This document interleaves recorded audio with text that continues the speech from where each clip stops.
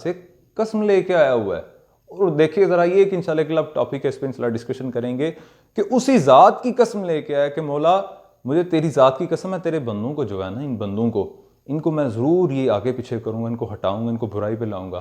لیکن ہاں یہ قرآن پاک میں لکھا ہوا ہے, پروردگار کی ذات نے, اس میں فرمان ہے پروردگار کا, لیکن شیطان نے کہا لیکن جو تیرے مقرب بندے ہیں تیرے ہیں ان کی بھی میں کہتا, وہ نہیں ہٹیں گے. سو اب ہمیں ہے کہ ہم ان کے رستے میں پہنچیں. یہ ان کو یعنی کہ ان نیتوں کو منزل تبھی ملے گی کہ ہم ان کے رستے پر ہوں گے اور ان کے ساتھ ہوں گے. سو آگے آ جاتا ہے لاسٹ پوائنٹ ہمارا کہ عظیم راہبر جو ہوتا ہے استاد, وہی راہ نجات ہے. So the great leader teacher is the only way to, آگے کیا آ جاتا ہے, سالویشن, کہ راہ نجات کے لیے جو ایک آپ کہہ لیں کہ اس کا ذریعہ ایک استاد ہے.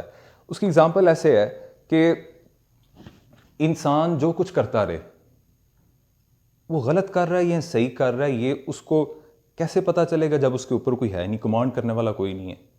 سو زندگی میں استاد تلاش کریں, راہبر تلاش کریں, مرشد تلاش کریں. مرشد کا مطلب ہوتا ہے ہدایت دینے والا.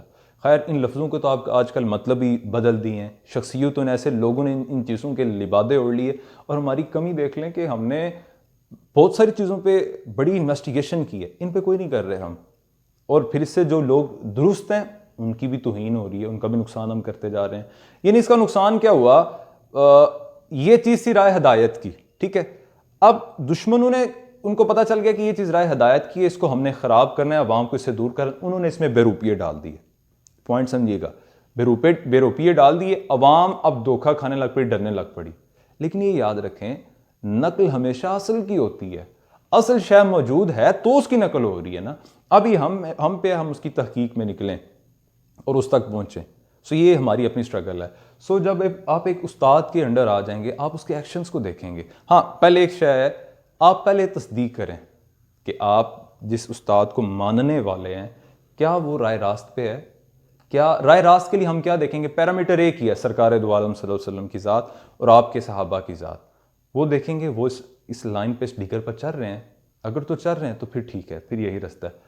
پھر آپ ان پہ ایمان لیں, ان پہ ایمان لانے کے بعد آپ کا شک کا نہیں بنتا. پہلے آپ سوچیں, سٹرگل کریں ساری, اس کے بعد جب آپ اس ذات پہ ایمان لے آتے ہیں, پھر اس ذات کو اپنی زندگی سونپیں, پھر وہ آپ کو ڈائریکشن دیتے ہیں. آپ اس ذات ماڈل کو دیکھیں, ماڈل آپ ایک بنا لیں, پھر اس کے پیچھے چلتے چلیں. تو یہ ہمارا کیا ہو جائے گا کہ عظیم راہبر استاد جو ہوتا ہے وہ آپ کی سالویشن ہوتا ہے, وے ٹو سالویشن ہے, راہ نجات کا وہی ذریعہ ہے. وگرنہ انسان ایسا ہوتا ہے کہ بڑے بڑے لوگ محنتیں کر کے بڑی آگے جا کے ایک وقت آتا ہے وہ پھر رک جاتے ہیں, یہاں وہ گمراہ ہو جاتے ہیں, کیونکہ وہ انسان خود کو سمجھتا رہتا ہے کہ میں بڑا ہو گیا ہوں, میں کسی مقام پہ پہنچ چکا ہوں.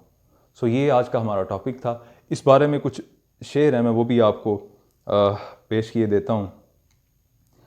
بابو بلے شاہ صاحب نے, جس طرح پہلے میں نے پڑھا, اور اس کے بعد احمد کمال صاحب ہیں, بڑا پیارا آپ فرماتے ہیں. آپ کہتے ہیں کہ محبت تیر ہے اور تیر باطن چھید دیتا ہے. محبت تیر ہے اور تیر باطن چھید دیتا ہے, مگر نیت غلط ہو تو نشانے پر نہیں لگتا. ٹھیک ہے جی. یعنی اگر آپ کی نیت درست نہیں ہے تو یہ تیر جو آپ لگا رہے ہیں وہ کبھی ادھر نکل جائے گا یا ادھر نکل جائے گا.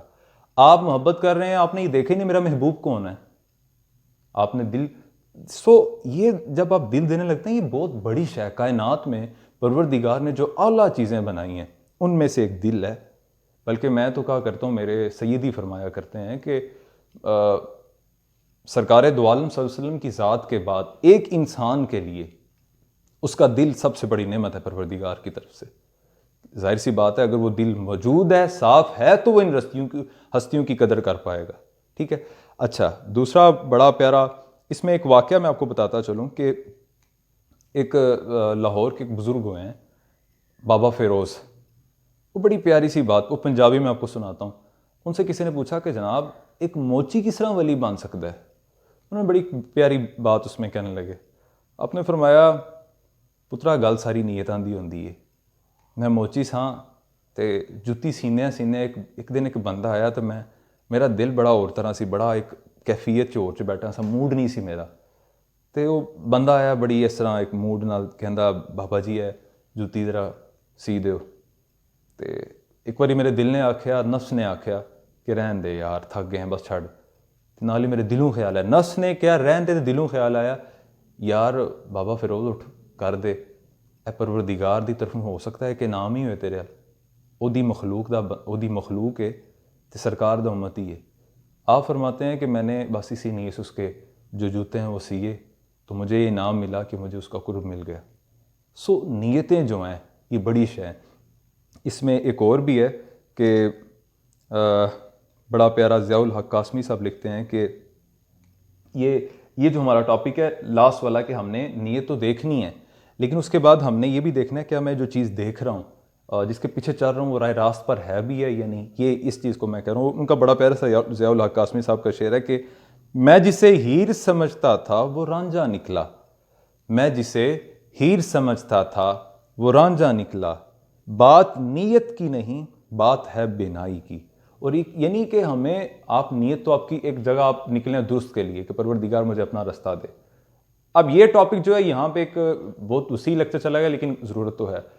اب یہاں پہ آ جاتا ہے کہ کچھ لوگ راہ ہدایت کے لیے نکلتے ہیں لیکن وہ فرقہ واریت میں چلے جائیں گے، وہ کسی ایسے کی نگرانی میں چلے جائیں گے جہاں وہ تباہی ہوتے رہیں گے۔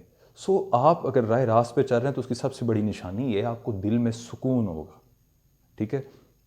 آپ کے وسوسے تو انسان کے ذہن میں آتے ہی ہیں، وہ تو موجود رہتے ہیں، لیکن آپ کو قلبی طور پہ سکون ہوگا۔ اور سب سے بڑی بات یہ ہے آپ کو سرکار دو عالم صلی اللہ علیہ وسلم جو حقیقت کی ابتدا ہے وہ دور یاد آنا شروع ہو جائے گا۔ یہ بہت پوائنٹ ذہن میں رکھیے گا، آپ راہ راست پر ہیں تو آپ کو وہ دور یاد آنا شروع ہو جائے گا اور آپ کے دل میں محبت پیدا ہو جائے گی۔ سو محبت جہاں پیدا نہیں ہو رہی سمجھیں آپ پھر ابھی راہ راست پہ نہیں نکلے ہیں۔ اچھا، اب لاسٹ میں ایک شعر رکھتے ہیں عظیم مرتضیٰ صاحب کا، بڑا پیارا ایک شعر ہے۔ آپ فرماتے ہیں کہ خلوص نیت راہبر پر منحصر ہے عظیم، خلوص نیت راہبر پہ منحصر ہے عظیم، مقام عشق بہت دور بھی ہے پاس بھی ہے، مقام عشق بہت دور بھی ہے پاس بھی ہے۔ سو یہ اس کو مینشن کرتا ہے ہمارے لاسٹ کو کہ راہبر جو ہوتا ہے وہ آپ کو نجات پہ لے کے جاتا ہے۔ اب ایک اور واقعہ میرے ذہن میں آ رہا ہے اس چیز کی، آپ کو فار ایگزامپل ایک خیال ذہن میں آتا ہے کہ بعض اوقات ایک انسان منزل پہ نکلا ہوتا ہے، نیت اس کی ٹھیک ہوتی ہے لیکن بہت ٹائم ہو جاتا ہے اس کو اس کا ریوارڈ نہیں مل رہا ہوتا، یہاں تک کہ وہ موت تک بھی پہنچ جاتا ہے۔ سو مجھے ایک واقعہ یاد آ گیا اس میں سرکار دو عالم صلی اللہ علیہ وسلم کی ذات سے اور سیرت سے، حضرت سلمان فارسی رضی اللہ تعالیٰ عنہ کا۔ کبھی آپ ان کی ذات پڑھیں اور ان کی آپ تاریخ پڑھیں تو انسانی روح جو ہے ایک دفعہ کانپ جاتی ہے کہ حق کے ساتھ اور حق کے رستے کے ساتھ اتنا عشق، اتنی لگن اس شے کے ساتھ۔ ایک مجوسی کے بیٹے ہیں اور طلب حقیقت کی اٹھتی ہے اور نکل پڑتے ہیں، باپ گھر سے نکال دیتے ہیں، ایک پادری کی بارگاہ میں جا کے حاضر ہو جاتے ہیں، پہلے تحقیق کرتے ہیں کوئی اچھا پڑھا لکھا ملے تو وہی ملتے ہیں، خدمت کرتے رہتے ہیں۔ مفسرین کرام لکھتے ہیں کہ آپ کو کچھ نے 10 لکھا کچھ نے 20، یعنی اتنا ہے کہ زندگی کا اچھا خاصا حصہ آپ کا چلا جاتا ہے۔ اور اس کے بعد وہ جب اپنی وہ پادری کی موت کا وقت آتا ہے تو وہ کہنے لگتا ہے کہ دیکھو میرے پاس کچھ بھی نہیں ہے، میں تمہارا مجرم ہوں کہ اتنا وقت تم نے اپنے پاس رکھا ہے، لیکن میرے سیدی میرے پیشوا جب یہ بات ہمیں سمجھا رہے ہوتے ہیں، آپ فرماتے ہیں کہ حضرت سلمان نے کبھی اس کو بھی اف نہیں کہا، اس کو کہنے لگے چلو مجھے اگلے کا رستہ بتا دو۔ اچھا، پھر وہ جب ان کی تدفین کر رہے تھے وہ جو پادری تھا تو انہوں نے اس پادری نے کہا کہ بھئی فلاں ایک اب اگلا علاقہ ہے اس پادری کے پاس چلے جاؤ، وہ آپ کی اصلاح کرے گا، اس کے پاس کچھ نہ کچھ ہے۔ پھر آپ ان کی خدمت میں گئے۔ یہاں پہ میں ادب کے جو لفظ اس لیے استعمال کر رہا ہوں کہ رائے حق پہ جو پتھر بھی ہے اس کی بھی عزت کرو جو آپ کو یار تک پہنچائے۔ اچھا، اب جب وہ ادھر گئے تو ان صاحب نے بھی کئی عرصہ آپ کی زندگی کا آپ کو پاس رکھا، کئی سال، اور جب موت کا وقت آیا اور کہا کہ یار میں بھی رائے حق پہ نہیں ہوں، رائے راست پہ نہیں ہوں، ہاں میرے پاس کچھ اور تو نہیں، ایک کہتا ہوں کہ یہاں سے قافلہ جائے گا تو یثرب کی طرف چلے جانا، اور آخری زمان نبی جو ہیں وہ آنے والے ہیں، وہ ظہور ان کا ہو گیا ہوا ہے، ادھر پہنچ جاؤ گے، وہ رائے حق پہ ہیں اور وہی حقیقت ہے۔ سو وہ منزل ہیں. تو آپ نے عرض کی کہ جناب استاد محترم مجھے آپ بھیج تو رہے ہیں لیکن کچھ نشانیاں بتا دیں کہ پھر دھوکے میں نہ آ جاؤں. تو وہ کہنے لگے ایک تو وہ صدقہ نہیں لیں گے, دوسرا وہ نذرانہ تحفہ دیں گے وہ لے لیں گے, اور تیسری جو نشانی ہے آپ کے کمر مبارک پہ یہ جو 2 کاندھے ہیں ان کے درمیان مہر نبوت کا نشان ہوگا, مہر نبوت ہوگی. وہ نکل پڑتے ہیں گئے آگے. تو اب وہاں کے جو یثرب کے کچھ تاجر تھے انہوں نے آپ کو پکڑ لیا, وہ قافلے والوں نے آپ کو غلام بنا لیا.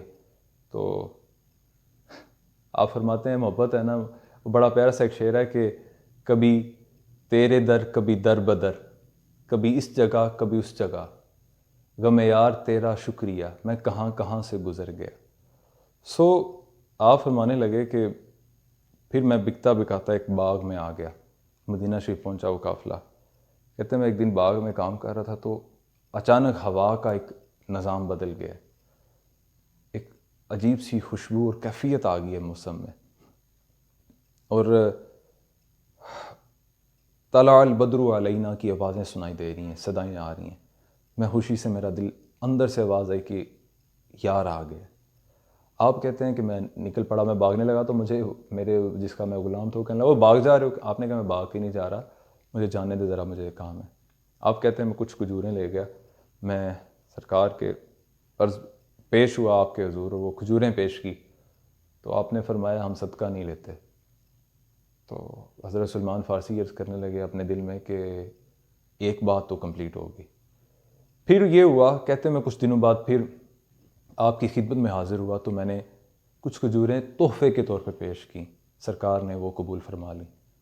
کہتے ہیں دوسری نشانی بھی ہو گئی. کہتے ہیں اب یہ میرا دل تو مان چکا تھا لیکن ایک عقل تھی کہ اتنے ایک لمبا سفر ہے, ایک اور جو لاسٹ ہے وہ بھی. آپ فرماتے ہیں کہ سرکار دو عالم صلی اللہ علیہ وسلم ایک دفعہ میرے باغ میں تشریف لائے, اور میں آپ